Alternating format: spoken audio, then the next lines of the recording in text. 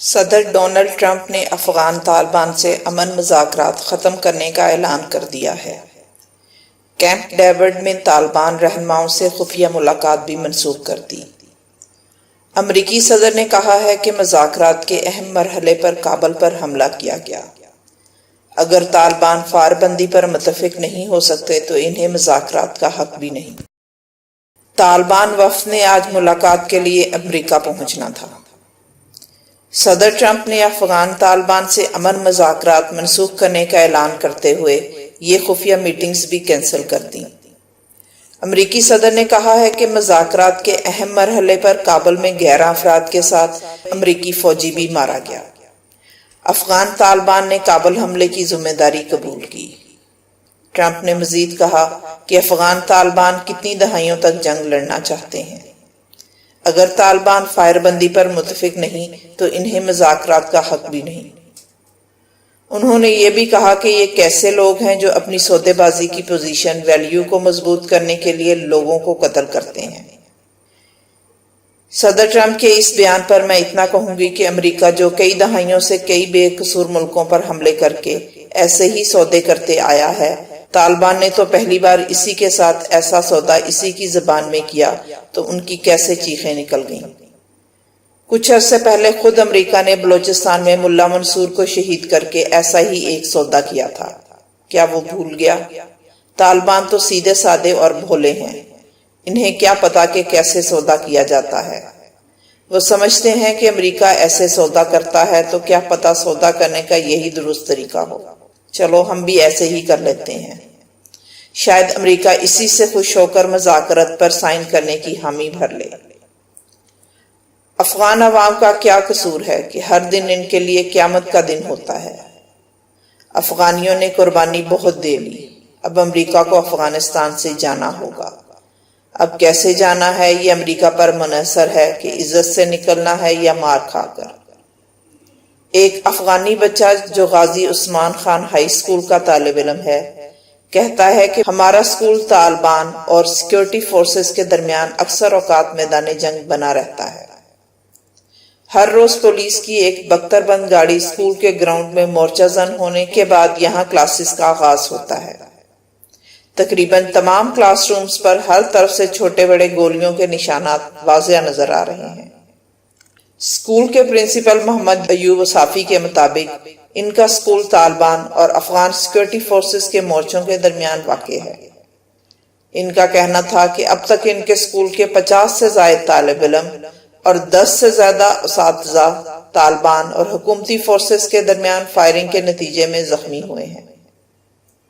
اکثر اوقات security forces کی جانب سے طالبان پر فائر کیے جانے والے گولے ہمارے سروں سے گزرتے ہیں اور یوں طالبان کی جانب سے سیکیورٹی فورسز پر داغے جانے والے گولے ہمارے سروں پر سے گزرتے ہیں۔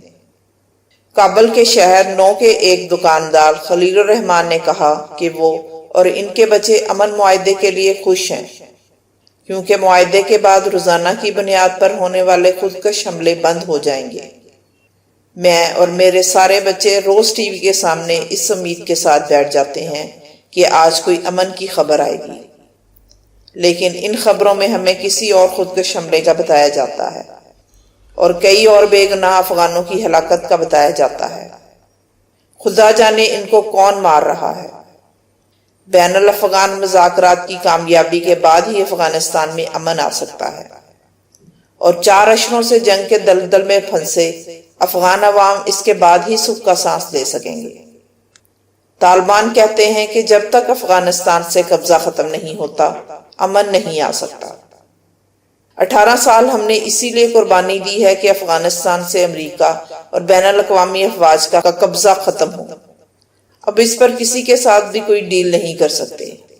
امریکی صدر کا یہ بیان ایک ایسے وقت آیا ہے جب امریکہ اور طالبان کے درمیان مذاکرات ختم ہو چکے ہیں۔ اب ہر آئے دن افغانستان میں امریکہ کی ہٹ درمی، جنگ میں پس پائی اور شکست کے واقعات نہ صرف اس کی رسوائی کا سبب بن رہے ہیں بلکہ امریکہ کے اہم تھنک ٹینکس، سیاسی و دفاعی تجزیہ نگار بھی اب برملا امریکہ کی افغان پالیسی پر کڑی تنقید کر رہے ہیں اور موجودہ صدر ٹرمپ کے غیر ذمہ دارانہ رویے کو امریکی سلامتی کے لیے خطرہ قرار دے رہے ہیں۔ کچھ عرصے قبل اسی حوالے سے سابقہ امریکی محکمہ خارجہ اور محکمہ دفاع کے مشیر نے اپنے ایک حالیہ آرٹیکل میں افغانستان میں امریکہ کی ہاری ہوئی جنگ کا قصہ بیان کرتے ہوئے امریکی عوام کو آگاہ کرتے ہوئے لکھا ہے کہ افغانستان میں اگر امریکی فوج کی کوئی حکمت عملی ہے تو بس یہ کہ کسی نہ کسی طور پر یہ لڑائی جاری رکھی جائے تاکہ افغان فوج کو اس قابل بنایا جائے کہ وہ ملک میں سلامتی برقرار رکھنے کی ذمہ داری سنبھال سکے۔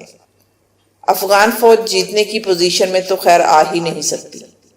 ٹرمپ امریکی عوام کو اس خوشگمانی میں مبتلا کر رہا ہے کہ وہ ہار نہیں رہے، بلکہ ایک اور خوشگمانی میں مبتلا کر رہے ہیں کہ اگر اصلاحات کے پروگرام پر عمل جاری رکھا جائے تو ایک نہ ایک دن کامیابی ضرور نصیب ہوگی۔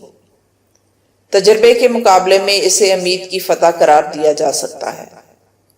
افغان جنگ میں امریکہ اب تک کم و بیش 1000 ارب ڈالر سے زائد آگ میں پھونک چکا ہے۔ تصدیق شدہ سرکاری ریکارڈ کے مطابق 2200 امریکی فوجی مارے جا چکے ہیں اور 20,000 سے زائد زخمی ہوئے، جن میں سے نصف سے زائد عمر بھر کے لیے معذور ہو چکے ہیں۔ اس کے باوجود یہ جنگ اب بھی رسوائی کے سوا کچھ نہیں۔ البتہ اب امریکی میڈیا بھی اس بات کو تسلیم کرتے ہیں کہ افغانستان کے 70% رقبے پر طالبان کی عملداری ہے۔ افغانستان میں اس وقت جو کچھ ہو رہا ہے وہ بہت حد تک وہی ہے جیسا ویتنام میں ہوا تھا۔ امریکہ در حقیقت ہار چکا ہے اور تھک چکا ہے، مگر آبرو بچانے کی خاطر امن کو نافذ کرنے کی تیاری کر رہا ہے۔